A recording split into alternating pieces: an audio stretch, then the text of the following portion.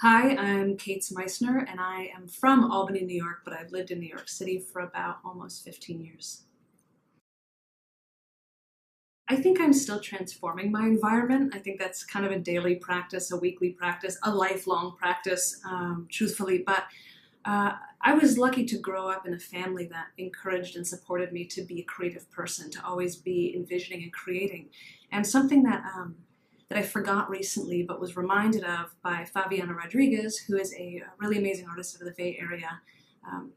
She had called together a caucus of people working in spaces of incarceration to really be looking at the connection between incarceration and deportation centers and how we can address these issues as artists.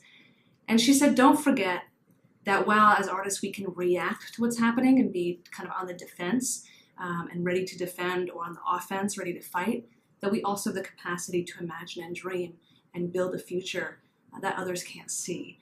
And that's a really resonant concept for me. And I kind of was pulled back into why I think creativity is important in the world. So I think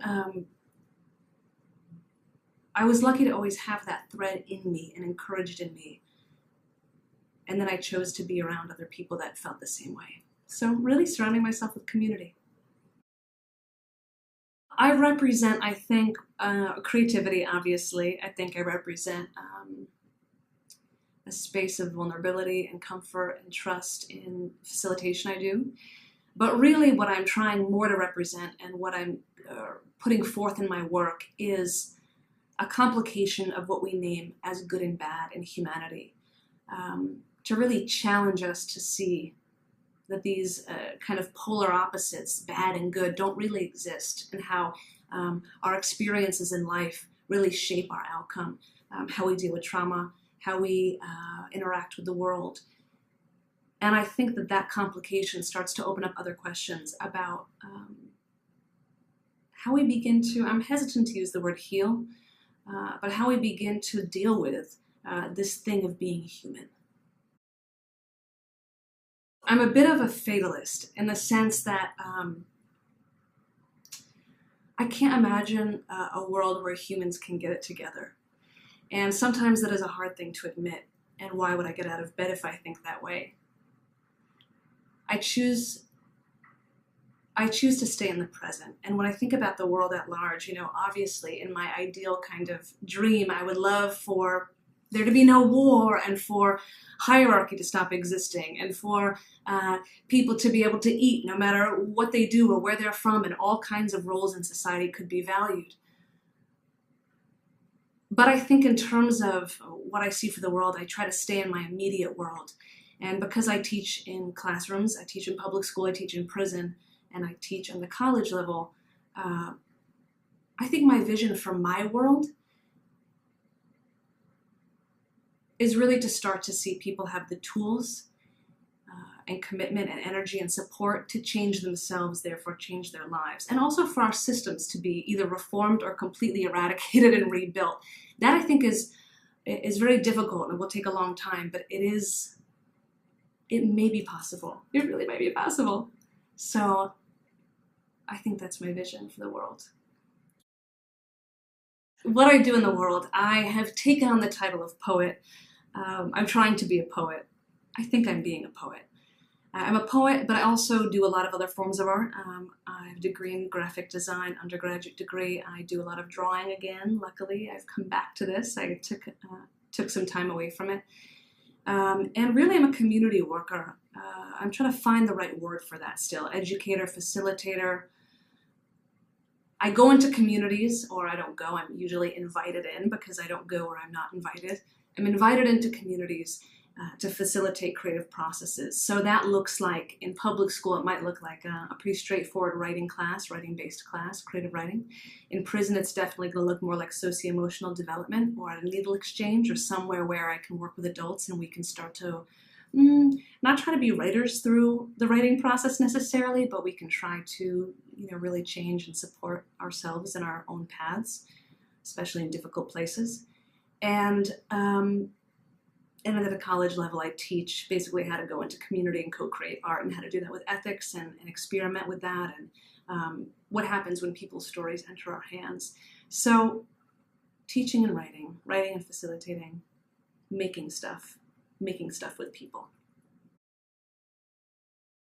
I have a book coming out in the fall. I'm very excited. It has a very intense title. It's called Let It Die Hungry. And it's essentially a book of poems that are autobiographical. I'm kind of sick of writing about my life, so I'm excited to get this out in the world and let it be a home, and then continue to move into other kinds of storytelling. Also, what's really exciting to me is my press, The Operating System, which is a really interesting press based out of Brooklyn, doing stuff that I really admire and think is cutting edge and pushing boundaries.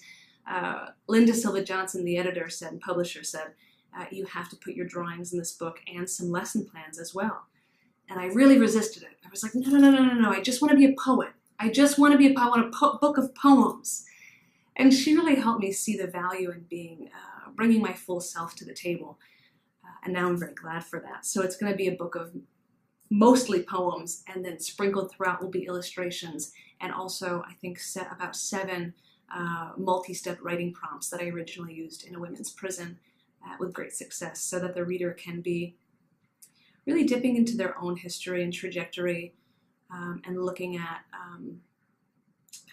themselves through the same lens that I'm looking at myself through my poems, which is a nice way to start a conversation, I think, with the reader, and have it be a little less about me and a little bit more about a shared experience, even in the form of this inanimate object. So shout out to Lynn for helping me do that.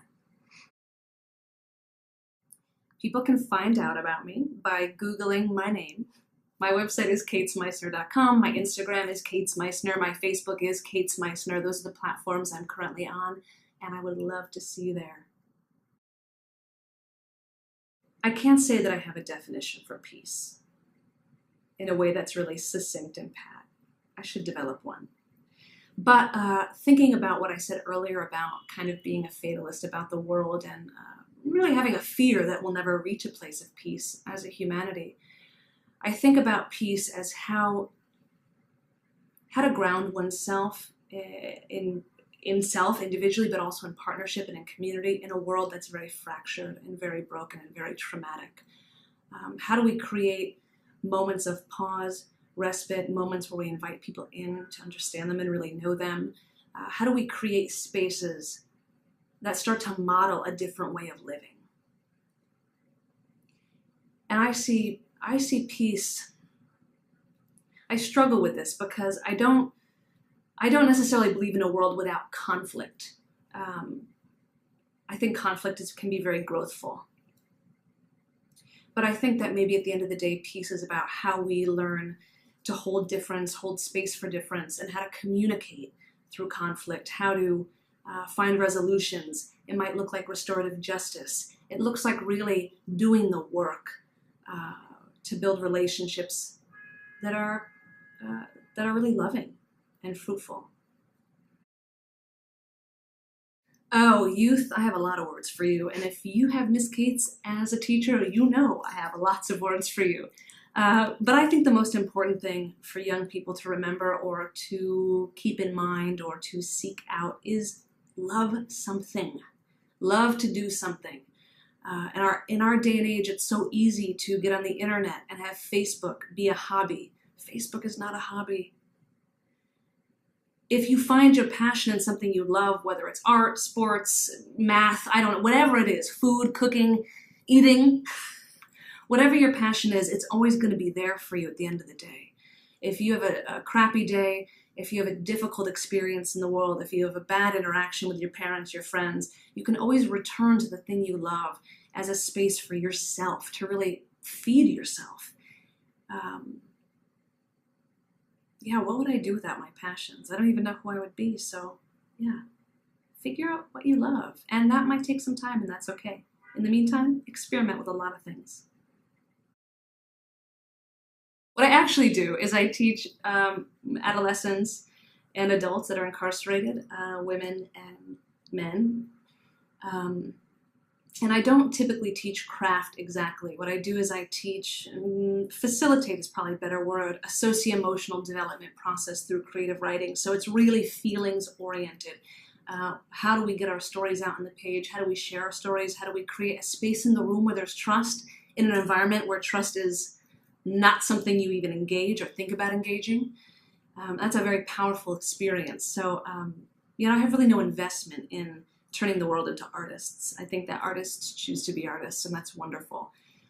But I do have a lot of investment in what it means to use art as a tool for rehabilitation, for personal growth, for relationship building. How do you sit across from somebody who might have done something pretty difficult in the world and still see a person of value, a person of inherent worth? How do you hold responsibility for something that's done and allow somebody to transform? These are difficult things to be faced with. And I'm very grateful to be faced with them. And I'm very grateful to be working with people that I deeply care about, who get to show me and teach me that, and I can carry that into the world as well.